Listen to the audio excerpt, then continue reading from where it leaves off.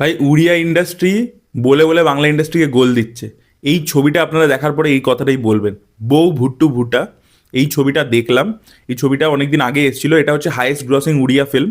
21 কোটি টাকা কালেকশন করেছে, 2.5 কোটি টাকা বাজেটে তৈরি হয়েছে, 21 কোটি টাকা কালেকশন করেছে ছবিটা। হাইয়েস্ট গ্রসিং হয়ে গেছে, দামানকেও ক্রস করে গেছে।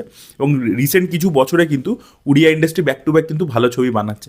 এবং এটা কিন্তু অ্যাকচুয়ালি হাইয়েস্ট গ্রসিং ফিল্ম, হ্যাঁ, ওই পোস্টারে লেখা হাইয়েস্ট গ্রসিং ফিল্ম নয়, যেটা নিউ নর্মাল বলে চালানো হবে। এটা ব্যাপারে আমি অনেকদিন ধরেই শুনেছিলাম, দেখার ইচ্ছাও ছিল। তো ফাইনালি এটা ওটিটি প্ল্যাটফর্ম আও নেক্সট বলে একটা ওটিটি প্ল্যাটফর্ম আছে, সেখানে দেখলাম। উড়িয়া ল্যাঙ্গুয়েজে উইথ ইংলিশ সাবটাইটেলস দেখেছি। ডেফিনেটলি ডাবিং ইত্যাদি নেই কিছু, মানে বাংলা ডাবিং পাবিং পাবেন না, বাট উড়িয়া ভাষা তো আমরা মোটামুটি বুঝতেই পারি শুনলে, এবং সাবটাইটেলস ছিল, তাই জন্য কোনো প্রবলেম হয়নি দেখতে। ছবিটার রান টাইম কিন্তু বেশ বড়, ছবিটা কিন্তু 2 ঘন্টা 55 মিনিটের একটা ছবি। এবং ছবিটা একটা বেসিক্যালি হরার থ্রিলার জনরের মধ্যে পড়ে, বাট তার মধ্যে কমেডিও আছে কিন্তু, মানে সিচুয়েশনাল কমেডি ইত্যাদিও রয়েছে। তো কীরকম হলো ছবিটা? ছবিটা কিন্তু এক কথায় বলতে গেলে আউটস্ট্যান্ডিং আমার লেগেছে। মানে উড়িয়া ইন্ডাস্ট্রি যে এরকম একটা ছবি বানাতে পারে, সেটা মানে দেখলে অবাক লেগেছে সত্যি। এটা মানে একটা হয় না, আমি কদিন আগে গুজরাটি ছবি লালোটাকে নিয়ে বলছিলাম যে লালো ছবিটা আমার দেখে মনে হয়নি যে এটা একটা হাইস্ট গ্রসিং ফিল্ম হতে পারে। আমার ওয়াশ দেখে সেটা মনে হয়েছিল যে গুজরাটের যদি ওটা হাইস্ট গ্রসিং ফিল্ম হতো, আমি বলতাম যে হ্যাঁ ভাই, অ্যাবসলিউট ফিল্ম মেকিং দেখেছি।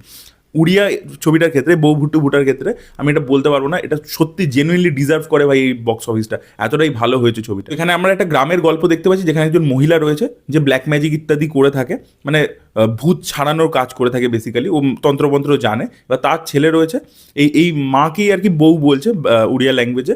তো এই ভদ্র মহিলা, এনার টাকা পয়সার প্রবলেম রয়েছে, এনার একটা পুকুর আছে, সেখানে বেশি মাছ ওঠে না। আর ছেলের নাম হচ্ছে বুট্টু বলে, যে আমাদের গল্পের প্রোটাগনিস্ট। এবার সেই বুট্টুর পুকুর থেকে বেশি মাছ টাছ ওঠে না। এবার মা আর কি ওই তন্ত্রমন্ত্র করে যা অল্প বিস্তর টাকা কালেকশন করে, প্রচুর লোন ইত্যাদি হয়েছে। এবার সেইখান থেকে একদিন এই বুট্টু ছেলেটা ঠিক করে যে গ্রাম থেকে বেরিয়ে যাবে চাকরি ইত্যাদির জন্য।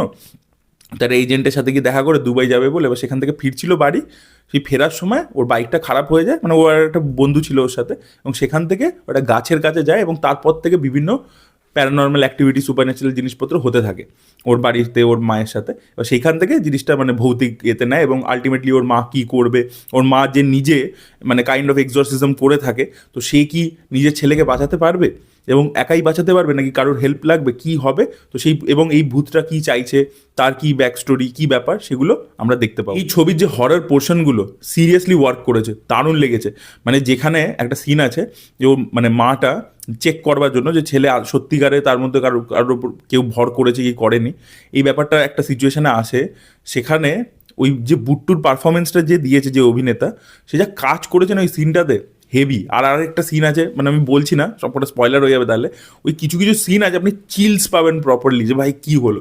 এবং ক্লাইম্যাক্সটাকে একটা বড় শোডাউন রেখেছে, যে একটা উড়িয়া ছবি, তার বাজেট কম, তো সেই অনুযায়ী আমি ছোটো ক্লাইম্যাক্স করবো তা নয়, জঙ্গলের মধ্যে ইলাবোরেট একটা ক্লাইম্যাক্স করেছে, অ্যাকশন ইত্যাদি। এবং ক্লাইম্যাক্সটা অনেকক্ষণ ধরে চলে, এবং সেই ক্লাইম্যাক্সের মধ্যে অনেক ভৌতিক জিনিসপত্র, মানে ব্রিদার দিয়ে দিয়ে ক্লাইম্যাক্সটা আছে, একটা বড় ক্লাইম্যাক্স। মানে একটা বলিউডের ছবি বা সাউথের ছবির ক্ষেত্রে আপনি যেরকম প্রপার একটা বড় ক্লাইম্যাক্স, জঙ্গলের মধ্যে অ্যাকশন ফ্যাকশন হচ্ছে, অনেক কিছু হচ্ছে, সেরকম একটা প্রপার ক্লাইম্যাক্স দেখতে পাবেন। ক্লাইম্যাক্সটাও কিন্তু খুব ওয়েল এক্সিকিউটেড, এবং এখানে প্রস্থেটিক ইত্যাদির যত কাজ রয়েছে, একটা জায়গাতে একটা পুরো ভূত একটা মহিলাকে পুরো দেখায়, তো তার যে মেকআপের কাজ ইত্যাদি হচ্ছে, সেগুলো খুব ভালো। তো হরর যে কোয়েশনটা পুরো ছবি জুড়ে রয়েছে, সেটা একদম ব্রিলিয়েন্টলি ওয়ার্ক করেছে। বাট তার সাথে সব থেকে ইন্টারেস্টিং ব্যাপার হচ্ছে কি, যে এটা তো আছেই, হরর কোয়েশনটা তো অবশ্যই ওয়ার্ক করছে, বাট এই যে স্পেসিফিক যে ব্যাপারটা, যে এই যে গ্রামে বেস করেছে, যে কালচারটাকে দেখিয়েছে, যে গ্রাম, এই যে পুলিশ অফিসার, তার বাবা, তো এই যে পুরো যে মিলিউটাকে এত সুন্দর করে সেট করেছে না, এই যে মেয়েটা এই যে ছোট একটা লোন দিচ্ছে কোঅপারেটিভ টাইপের, ঠিক আছে, মাশরুমের বিজনেস করছে মেয়েটা, এই রিঙ্কি বলে মেয়েটা, এই যে পুরো ওয়ার্ল্ডটা সেট আপ করেছে, এই ওয়ার্ল্ড বিল্ডিংটাই খুব সুন্দর।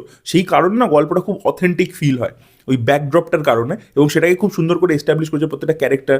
এবং এই যে বুট্টুর একটা ব্যাক স্টোরি দিয়েছে, ওর বাবার সাথে ওর মা কেন চায় না যে ও বাইরে যাক, সেইখানটা কিন্তু ইমোশনটা খুব সুন্দর ওয়ার্ক করে। তো সেইগুলো না গল্পটাকে, মানে দেখুন হরর কোয়েশ্চেন তো অবশ্যই, হরর ছবি তো আমরা প্রচুর দেখেছি, কিন্তু কথা হচ্ছে কেন এটা আরও স্পেসিফিক হচ্ছে, মানে উড়িয়া গ্রাউন্ডেড হচ্ছে, সেটা কারণ হচ্ছে যে এই ইমোশনসগুলো এক তো মিলিউটা প্রচণ্ড ওয়েল এস্টাবলিশ, এবং দ্বিতীয় হচ্ছে মা ছেলের যে বন্ডিংটা, ছোটোবেলায় মা কী করেছিল, সেই জিনিসপত্রগুলো খুব সুন্দরভাবে দেখিয়েছে, এবং সেখানে ইমোশনটা ওয়ার্ক করে। ছবিটা যেভাবে শেষ হয়, সেখানে আপনার ডেফিনেটলি ইন্টারেস্ট থাকবে যে ভাই এটার পার্ট 2 বানাও।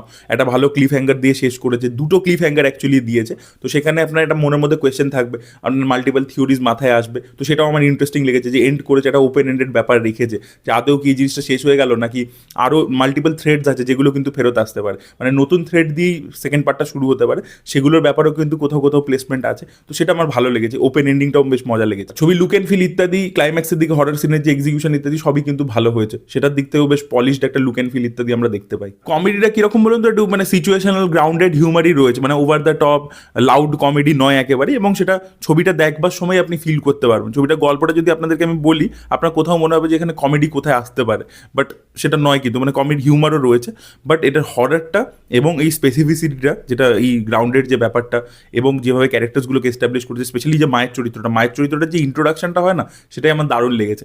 ওটা বেসিক্যালি এই রাসেল ক্রোর একটা ছবি দেখেছিলাম কিছু বছর আগে, 2023 সালে। ওখানে ওরকম একটা সিন ছিল যে ভূতটাকে বলে যে তুই এর শরীরে ঢুকে দেখাতো, তো ওখানে একটা বাছুর টাইপের কিছু ছিল, তার শরীরে ঢুকে যায়। তো ওই ছবিটার মধ্যে একটু হিউমার ইত্যাদি এনেছিল, তো ওকে গুলি করে দেয়। তো এখানে সেম টাইপেরই ট্রোপ খেলেছে, বাট একটা মাছের মধ্যে ও আত্মাটাকে ঢুকিয়ে আনে, সেই সিনটা কিন্তু ব্যাপক, ঠিক আছে। এবং তার আগের যে এস্টাবলিশমেন্ট সিনটা, যে জিওগ্রাফিটাকে এস্টাবলিশ করবার জন্য ওই মহিলাটাকে যে নৌকো করে নিয়ে আসে, সেগুলোকে যেভাবে শ্যুট করেছে দেখবার মতো।